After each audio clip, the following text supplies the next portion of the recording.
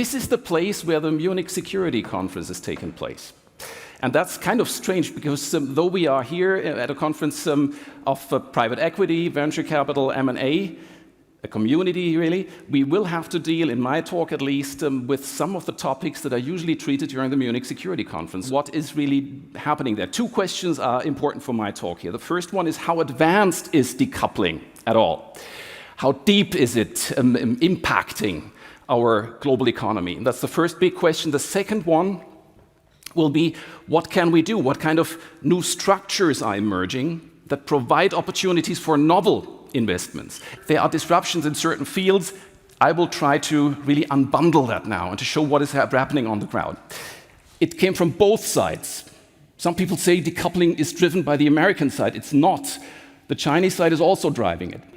It's a complete breakup, a hard breakup, I would say.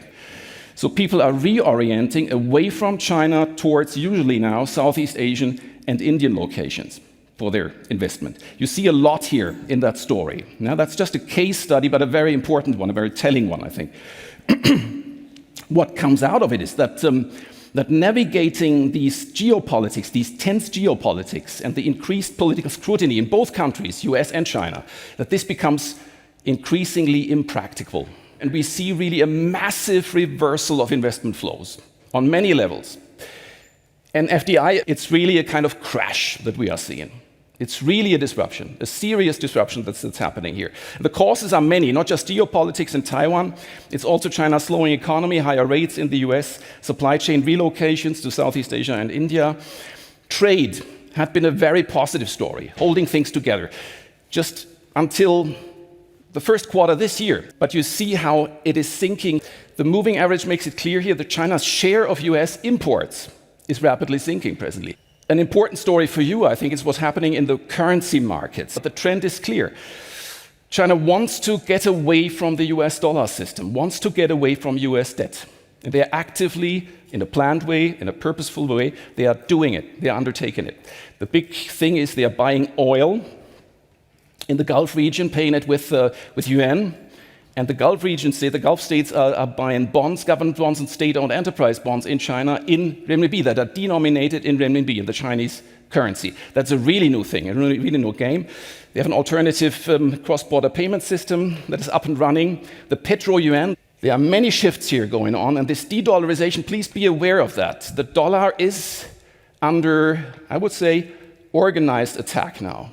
They are building, silently but constantly, a China-centered economic and technological hemisphere investment that China has undertaken in building infrastructure, especially IT infrastructure, telecom infrastructure in the global south. And you see here that in terms of information technology and telecommunications, data centers, including e-government, these are the clouds here, and then the cameras, public security and surveillance systems, especially in Africa, I see that also in Latin America. China is building the infrastructure, the modern infrastructure for the global south. Not Western companies, not US companies, not European, not Japanese companies.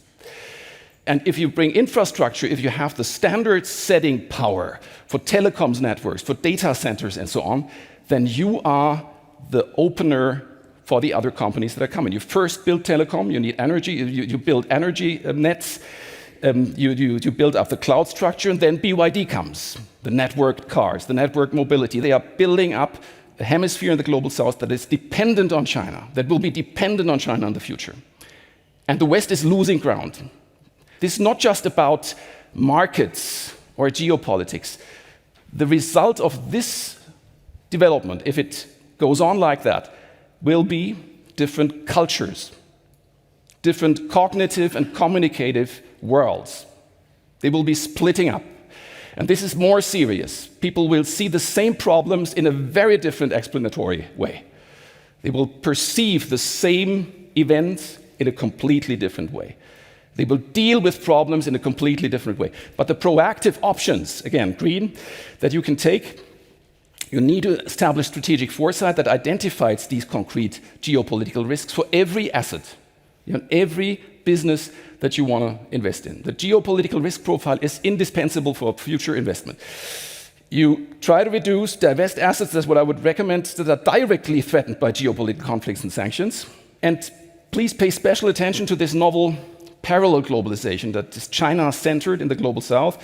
There will be major investment opportunities in those countries that benefit from that. Yeah? In those countries they will provide major investment opportunities with China's expansive activities in these emerging and developing markets. There might be some new eagles, that's a new word. Some people don't like emerging markets.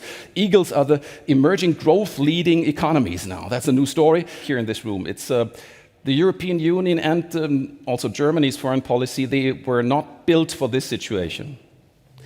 The European Union was built for a world of peace, of collaboration, of open markets, of free trade. And that's the creed, kind of, that the European Union is trying to defend even today in today's world.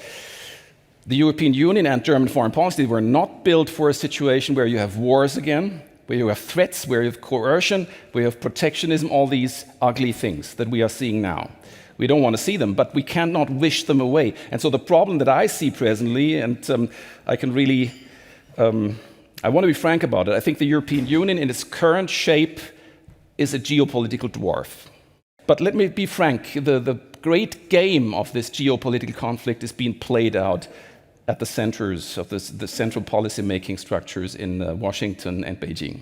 That's the game is not being driven by the Europeans. We are followers in a way, and fence-sitters sometimes.